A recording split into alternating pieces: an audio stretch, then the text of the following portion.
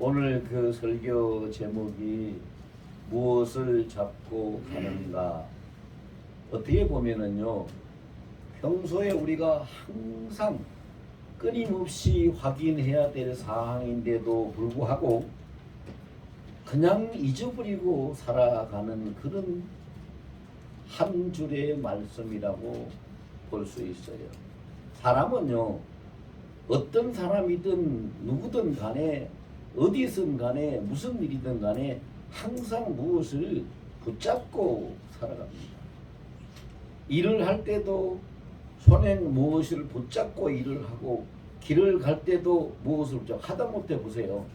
초행길을 갈 때는 이정표를 붙들든지 아니면은 자동차 운전을 하면은 내비게이션을 붙들든지 붙들고 가고, 일을 할 때는 연장을 손에 잡고 하고.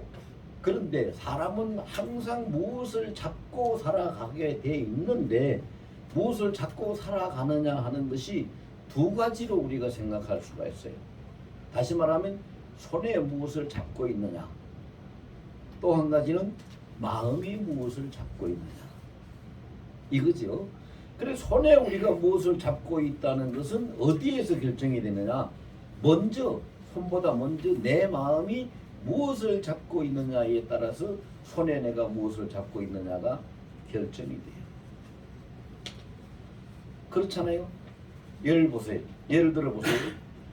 밭에 일을 하러 나가는 농부는 내가 오늘 밭에 가서 씨를 뿌려야 되겠다 하는 것이 마음에 먼저 결정이 되면은 씨 뿌리는 연장을 손에 들고 가는 거예요. 인생이 사는 것이 그래요. 그래서 내가 무엇을 잡고 가는가 하는 것은 일상생활 속에 주야로 끊임없이 우리가 항상 내 자신에게 묻고 확인을 해야 될 그런 일이에요. 지금 내가 무엇을 잡고 있는가? 여러분, 이 시간 여러분 스스로 한번 묻고 대답을 해보세요. 지금 나는 무엇을 잡고 있는가? 지금 여러분 우리가 무엇을 잡고 있습니까? 무엇을 잡고 있어요? 지금 예수님 옷자락이라도 붙잡고, 그 혈루병 여인처럼 예수님 옷자락이라도 붙잡고, 예수님 내 예배를 받으시고 허명하시고 나를 새롭게 해달라고 하는 그런 간절한 마음이 먼저 예수님을 붙잡아야 우리가 이 앉아서 예배 드리는 이 예배의 행위도 주님 앞에 붙잡힐 수 있게 되는 것이죠. 무엇을 잡고 가느냐. 오늘 본문의 내용은요, 어떻게 보면은 꼭 그 옛날 뭐 아주 그 재미있게 꾸미려고 했던 어떤 그 설화의 한 토막처럼 그렇게 나오는 그 전쟁의 한 기사에 불과한데요. 성경에 왜 이런 것이 기록이 되어 있을까요? 성경에 이런 것이 기록되어 있는 것은 블레셋이라는 나라와 이스라엘 나라의 그 한때의 전쟁의 이야기를 우리에게 전해주려고 기록된 것이 아니에요. 무슨 이 의미를 보면 하나님이 성경에 이것을 왜 기록했는가? 왜 기록해서 오늘 살고 있는 우리들에게 이것을 보게 하시는가? 신명기 5장 3절에 보면 성경에 기록된 하나님의 그 말씀은 그 시대의 사람들에게 말씀하심이 아니고 오늘 이 시간 여기 살아있는 우리들에게 주시는 말씀이라고 기록하고 있어요. 그럼 이 말씀이, 이 사건이 우리들에게 무엇을 말씀하고 계시겠어요? 블레셋은 사단의 군대들입니다. 악한 무리들의 쓰임받는 자들입니다. 이스라엘은 하나님이 선택한 하나님의 선민들입니다. 블레셋의 거장 골리앗은 그 사탄의 졸자 중에서 두목이 되는 자. 이스라엘의 골리앗을 상대로 싸우러 나간 자는 다윗은 하나님을 섬기는 하나님의 백성에서 대표적인 인물, 대표성을 가지고 있는 것입니다. 골리앗은 악한 나라의 대표자, 다윗은 하나님 나라의 대표자. 그럼 이것을 통해서 뭘 보여줍니까? 이 세상에서 사람들이 살아갈 때에 블레셋의 거장 그 골리앗이 다윗을 상대로 싸우려고 나올 때에 다윗이 말한 것처럼 그 손에 칼과 창과 단창을 잡고 앞에 자기에게 화살이나 이런 것이 못 날아오게 하려고 방패든 자들을 먼저 앞에다가 세우고 그렇게 해서 이스라엘 진치를 향해서 다윗을 향해서 나오고 있습니다. 그것을 보면은요 아주 완벽하게 해서 나옵니다. 앞에서는 방패든 자들이 다 방어하고 막고 있고 그 손에는 칼과 창과 단창이 있다고 했습니다. 무기가 하나도 아닙니다. 그런데 그가 가지고 있는 그 창에 성경에 보면은 창의 창자루 하나가 배틀채만 하다고 했습니다. 요 배틀채가 어떤 걸 이런지 알지요? 옛날 그 우리 할머니들 조상들이 앉아서 배 짜는 그 배틀 창자루 하나가 배틀채만 하다고 그랬어요. 근데 그 기록물을 뒤져서 연구를 해보면은요 그 창자루 끝에 달려있는 요만한 그 창날, 그 상대를 찌르기 위해서 달아놓은 요만한 창날, 그 창날 하나가 7kg가 나간다고 했어요. 어마어마한 거예요. 그리고 골리앗은 그때 당시에 성경에 보니까 뭐라고 되어 있냐, 키가 6규빗 1뼘이라고 했어요. 그냥 쉽게 이야기하면은 뭐 정확하게 이야기하자면은 한 규빗이 45.56cm가 한 규빗인데요. 보통 그냥 50cm다 뭐 45cm다 뭐 이렇게 학자들마다 이렇게 얘기를 합니다.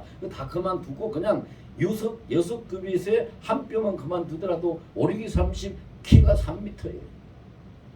3m. 키가 3m나 되는 거인입니다. 그러니까 보세요. 앞에 막강한 방패막이가 딱 버티고 있고 뒤에는 키가 3m나 되는 아주 큰이 배틀채만한 창자를 딱 들고 그것도 창만 들고 있는 게 아니라 단창 들고 칼도 들고 칼을 엿차고 단창도 들고 이렇게 나오는데 세상 사람들의 눈으로 볼 때는 완벽하고 부족한 것이 전혀 없어요. 그렇기 때문에 세상 사람들의 안목으로 보면 이 전쟁은 이미 승패가 결정된 거예요. 끝난 거예요. 왜? 이스라엘에서 그 블레셋 장수 골리앗을 상대로 해서 싸워서 이길 만한 사람이 없었기 때문에 사울 왕도 그 전쟁에 함께 참여하고 있었지만 사울도 보통 사람들보다는 이 머리 하나는 더 있는 보통 사람들하고 같이 서면은 보통 사람들의 키가 사울의 어깨까지밖에 안 왔다고 그랬어요. 굉장히 출중한 인물이죠. 잘생기고 힘도 세고 그리고 아주 대단히 훌륭한 인물이었어요. 그래서 이스라엘의 초대왕으로 하나님이 세우신 거예요. 그런데 그러한 사울왕도 감히 엄두를 못 내는 거죠. 골리앗 앞에서. 그러니까 이 전쟁은 한마디로 인해서 끝난 거예요. 싸우나 마나 한 전쟁이에요. 그런 상태에서 다윗이 나가가지고 사울 왕 앞에 가서 이야기를 합니다. 왕이시여, 사람들이 보고 사람들이 생각하는 것처럼 이 전쟁이 그 군대나 칼에나 창에나 이 승패가 달린 것이 아닙니다. 전쟁은 하나님께 달려있는 것입니다. 저 하나님을 알지도 못하고 우리 이스라엘의 군대가 되시는 하나님을 모욕하는 저 저질 같은 인간, 짐승 같은 인간, 내가 나가서 상대해서 저를 무너뜨리고 없애버리겠습니다. 이런 말을 합니다. 자, 여기에서 우리가 보여주시는 것이 뭘까요? 세상 사람들은요, 세상적인 방법을 가지고 골리앗이 무장을 하듯이 자기의 삶을 준비하고 무장해서 살아가려고 합니다. 그래서 기업을 하는 사람들은 어떻게 하든 간에 기업을 키우고 돈을 많이 해서 엄청난 무기가 되도록 합니다. 학문을 하는 자들은 밤낮으로 연구하고 공부해가지고 학위를 따고 그 학식이 그 명예가 그의 지식이 그 무기가 되고 자기를 인생을 승리할 수 있도록 하기 위해서 준비해서 살아갑니다. 정치하는 사람들은 정치하는 사람들대로, 예술하는 사람들은 예술하는 사람대로, 각가지 뭐 군대는 군대대로 모든 것이 보면은 각기 자기가 필요한 것을 세상적으로 준비하고 무장하고 그래서 그걸로 싸워서 이기려고 나가는 것이 이 세상입니다. 우리 코로나를 겪으면서 많은 것을 보지 않았습니까? 이 코로나 팬데믹 때문에 죽어간 사람들이 얼마나 많고 사업이나 어떤 상업을 망한 사람들이 얼마나 많습니까? 말도 못하게 많습니다. 거기서 우리가 느낀 것이 뭡니까? 사람들이 아무리 애를 쓰고 연구를 하고 무장을 하고 하려고 해도 코로나가 달려가는 그 속도를 도저히 따라잡을 수 없기 때문에 항상 뒤처지고 피해를 입을 수밖에 없다는 것을 경험했죠. 그렇습니다. 사람이 살아가면서 늙는 것도 그렇습니다. 내가 좀 더 건강하고 내가 좀 덜 늙고 빨리 늙지 않도록 해야 되고 자기가 몸 관리를 하려 해도 달려가는 세월을 못 쫓아가기 때문에 늙고 맙니다. 이것이 인생입니다. 무엇을 찾고 가는가? 그거의 인생의 승패는 좌우됩니다. 그래서 세상 방법으로 잡고 세상 방법으로 무장하고 세상 방법을 잡고 나아가는 골리앗과 같은 삶을 사는 사람이 이 세상에 있습니다. 돈이 많은 부자든지 정치가든지 힘이 있는 자든지 뭐가 있는 자든지 학식이 있는 자든지 막강한 힘을 남이 볼 때 막강한 힘을 가졌다고 받을 수 있는 그런 사람들도 각기 다 자기네들이 무장한 것을 가지고 나아가고 살아가고 그러나 아무리 열심히 무장하고 열심히 쫓아가도 달려가는 세월을 따라잡을 수 없고 변화되는 세상의 문화를 바꿀 수 없으며 이 세력을 도저히 잡을 수 없기 때문에 인생은 결국 다 바닥이 나고 끝이 납니다. 그런데 다른 한 종류는 다윗과 같은 사람입니다.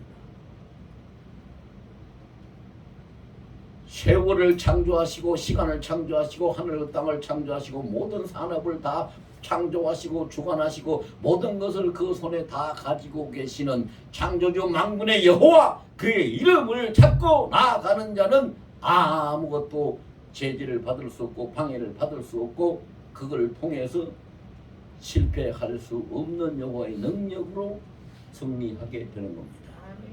그래서 오늘 본문의 이 사건은요, 세상 방법으로 사는 자와 하나님을 의지하고 사는 자의 그 결과 종말이 어떻게 되느냐 하는 것을 명확하게 보여주고 있는 사건입니다.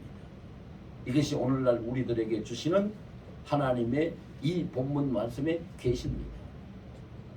블레셋처럼 골리앗처럼 너희가 세상 방법으로 이렇게 준비하고 아무리 열심히 살아도 결국은 죽고 패할 수밖에 없는 것이 세상사요 인생이다.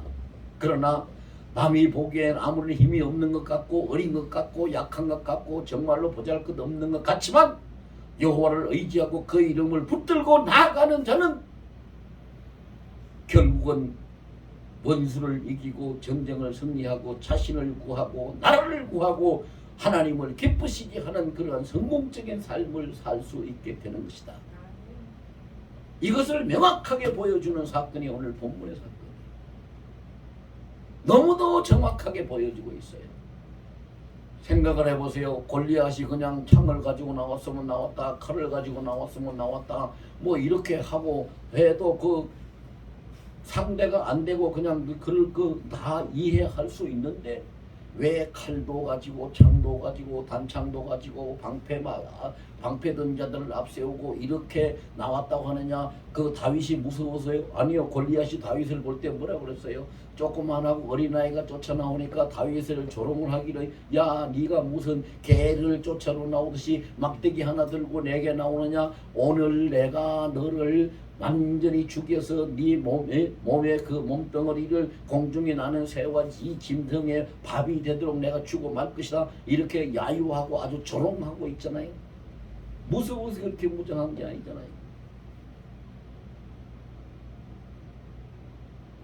우리도 보면 그렇습니다. 사람들이요, 내가 무엇을 잡고 가는가? 내가 무엇을 잡고 사는가? 이 질문을 하루에 한두 번씩, 두세 번씩만 자기 자신에게 질문할 수 있어도요, 우리는 정신 차리고 살아갈 수 있어요. 그런데 이런 질문을 자기 자신들한테 왜 그렇게 바쁜지, 아까 말씀드렸죠. 얼마나 세월이 빠른지 말이죠. 뭐 사람들이 그런 얘기 하잖아요. 나이 먹으면서 세월 가는 게 어떤 때는 세월이 달려간다 하다가 조금 나이 더 먹으면은 세월이 그냥 날아간다 그래요. 세월이 그냥 바람같이 지나가 버립니다. 나이가 먹을수록 세월이 빨리 가요. 그 시간이 빨라져서가 아니라 자기가 느려지니까, 자기가 힘이 약해지니까 더 빨라져 보이는 거지. 그런 거예요. 그런데 다윗은 그걸 알았어요. 다윗이 오늘 본문에 보면요, 우리가 그 본문 45절 우리가 다 같이 한번 읽어봅시다. 45절을 굉장히 중요한 45절 다 같이 시작.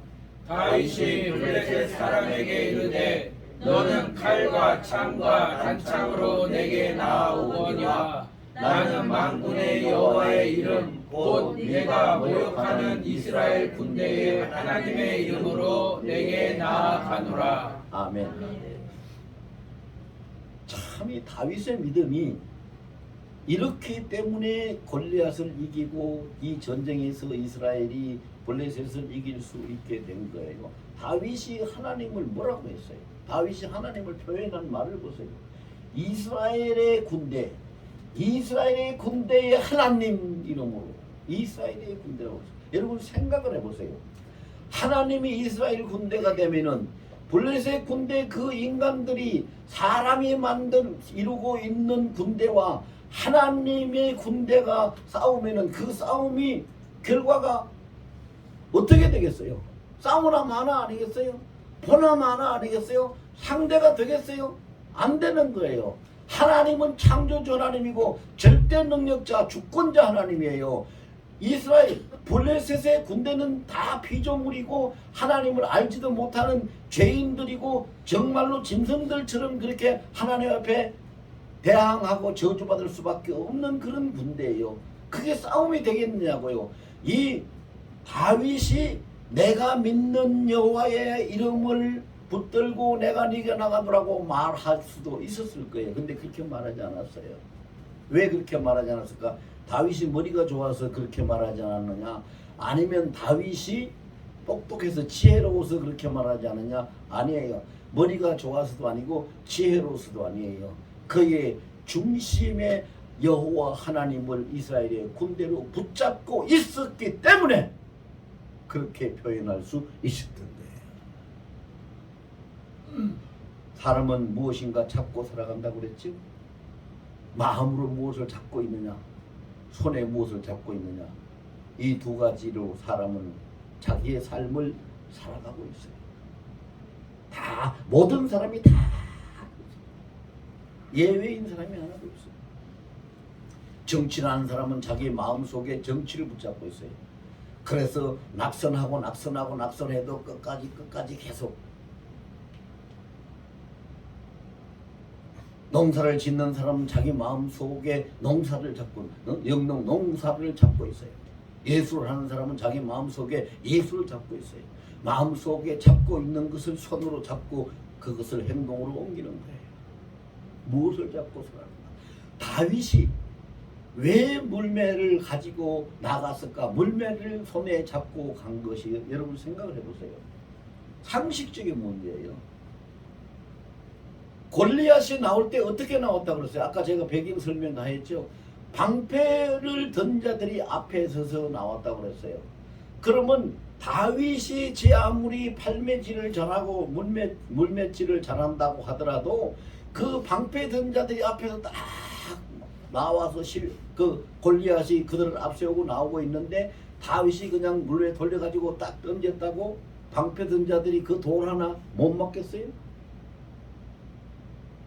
말도 안 되죠. 그거 하나 못 막으면, 사람이 손으로 던지는 돌 하나 못 막는다면 쏘는 화살은, 더 빠른 화살은 어떻게 막을 거예요? 상식적으로 생각을 해보자고요.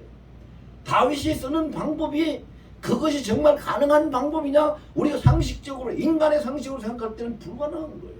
돌 팔매질 해봐야 방패든 자가 막죠. 탁 막아내고 야 네가 지금 어디다가 팔매질 하냐? 그러고 놀렸을 거예요. 그런데 다윗이 던진 물맷돌 하나가 정확하게 골리앗의 이마에 맞았는데 이마에 맞고 돌이 떨어진 게 아니라 이마에 돌이 박혀버렸어요. 박혀버렸다.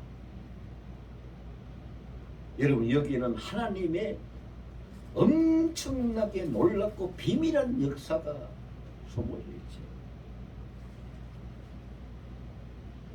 사람의 이마는 영적으로 해석을 하면요, 이마는 그 사람의 인격을 이야기합니다. 근데 골리앗의 인격은 하나님을 모욕하고 하나님 앞에 심판을 받을 수밖에 없는 인격의 소유자예요. 그리고 돌은 성경에서 보면 떠인 돌, 산돌, 돌을 이야기할 때는 예수님을 상징합니다. 그러면 다윗이 그 돌을 날려서 골리앗의 이마에 박힌 것은 이스라엘의 군대 여호와의 이름을 그 마음속에 붙잡고 있는 자가 그 이스라엘의 군대 여호와의 능력을 가지고 그 심판의 돌을 날려서 그 하나님을 모욕하고 이스라엘을 저주하던 그 골리앗의 인격 중심에 심판의 돌이 박혀서 그는 쓰러져서 죽을 수밖에 없는 그런 상황이 벌어진 거죠. 놀라운 역사를 하나님이 하신 겁니다. 여러분 이거 인간적으로 생각하면 안 됩니다. 아 다윗이 양치는 목동이라서 물맷질을 잘해가지고 돌을 맷돌로 그 물맷돌 하나로 골리앗을 쓰러뜨릴 때 천만에 그렇게 이야기하면 그거 무슨 우하나 설화처럼 밖에 안 돼요. 그게 아니에요. 그 사건 하나 말 한마디 써있는 그 돌 하나까지도 하나님의 심오하고 비밀한 뜻이 담겨있고 하나님이 그것을 친히 행하신다는 것을 우리로 하여금 알게 해주시는 거죠. 알게 해주시는 거죠. 여러분 오늘 다윗이 한 말을 보세요. 오늘 본문에 보면 46절 47절 우리 다시 봅시다. 46절 47절 다 같이 시작.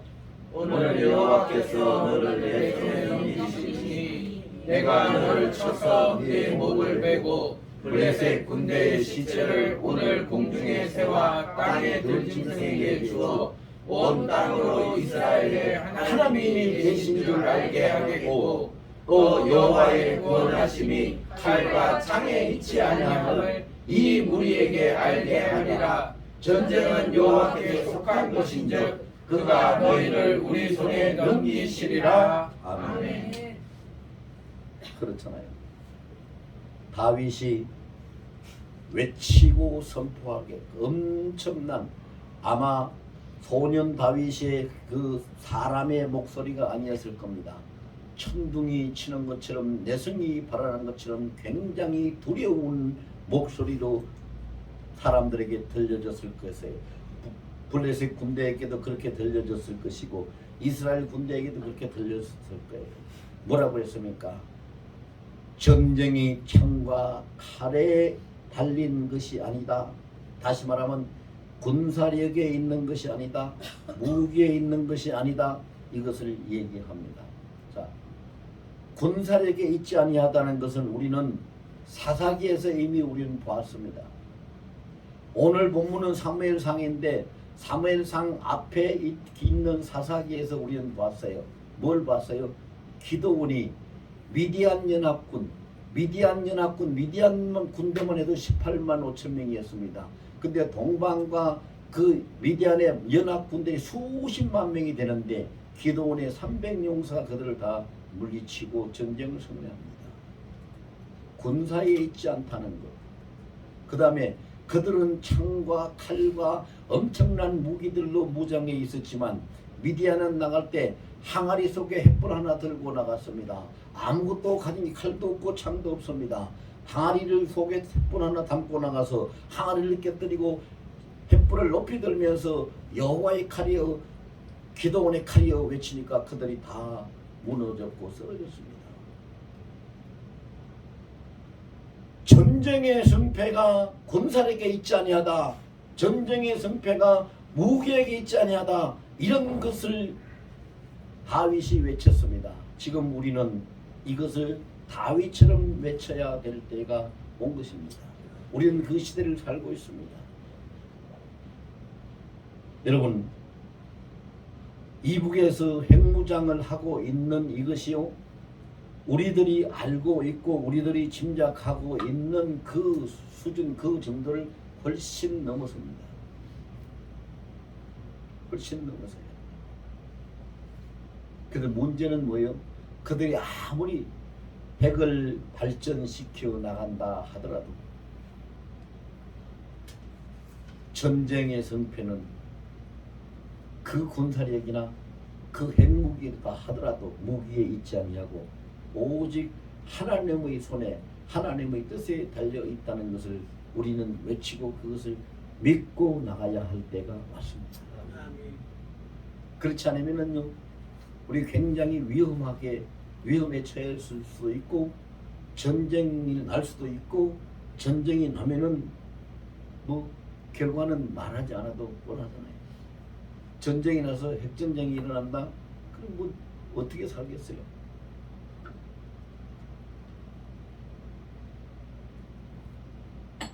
국가적으로나 기업이나 교회나 가정이나 개인이나 가릴 것 없이 다들 오늘 현실들을 보면은요, 세상에 공통적인 골리앗이 있어요. 다시 말하면은 이 코로나와 같은 건 온 세상에 공통적인 골리앗이 되어버렸어요. 그런데 지금 다시 원숭이 두창이라는 새로운 골리앗이 나타나가지고 지금 한 걸음씩 한 걸음씩 세상이 이 땅 저 땅을 정복하고 있어요. 기업은 기업대로, 교회는 교회대로, 가정은 가정대로, 개인은 개인대로 자기가 만난 골리앗이 있어요. 그 골리앗을 파송한 그것은 즉 블레셋 나라처럼 사탄의 나라에서 보낸 것이지. 그럼 우리는 그 골리앗을 상대로 해서 어떻게 싸워야 할까요? 무엇을 잡고 나가야 할까요? 무엇을 잡고? 우리는 기도할 때 다윗이 골리앗을 이기게 하신 만군의 여호와여, 그 이름으로 오늘 나의 골리앗을 이기게 하옵소서라고 기도해야 합니다. 다윗이 블레셋을 이기게 하신 만군의 여호와여, 그 이름으로 우리 가정의 골리앗을 이기게 하옵소서. 우리 교회의 골리앗을 이기게 하옵소서. 대한민국의 골리앗을 이기게 하옵소서. 우리가 겪고 있는 이 세상의 골리앗을 이기게 하옵소서. 다윗이 불렀던 그 이름 만군의 여호와의 이름으로 이기게 하옵소서. 그 이름을 붙들고 내가 나가나이다. 이렇게 우리는 외치고 기도해야 합니다. 그 이름을 붙잡고 나가야 돼요.